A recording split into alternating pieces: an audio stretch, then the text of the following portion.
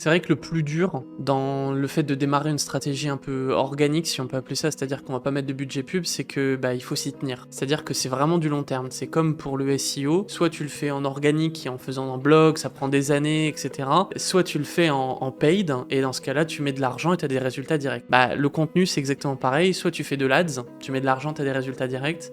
Soit tu fais de l'organique, et dans ce cas-là, il faut construire une audience, construire de la bonne volonté, construire des bonnes habitudes chez soi aussi. C'est aussi pour ça qu'on dit qu'il faut publier tous les jours, etc. C'est parce qu'il faut qu'on prenne, nous, l'habitude d'être des meilleurs créateurs de contenu ou des meilleurs publicateurs de contenu en tout cas. Mais le challenge n'est pas tellement dans la complexité de ce que c'est de trouver des idées ou d'arriver à filmer ou produire une vidéo, c'est plutôt d'arriver à le faire pendant assez longtemps. Et c'est là où souvent les gens ont besoin d'un accompagnement, d'un coach. Ça dépend de ce que tu préfères faire toi. Et en fonction, bah, tu prends un accompagnement qui t'aide le plus. Si t'es meilleur sur l'écriture, tu vas peut-être prendre quelqu'un qui va t'aider sur la partie tournage pour avoir un coach de tournage. Comme ça, t'arrives avec tes idées, t'as plus qu'à les tourner, il y a quelqu'un qui t'aide à tirer le meilleur fil de toi, et puis t'es parti. Et ensuite, tu fais ton montage tranquille.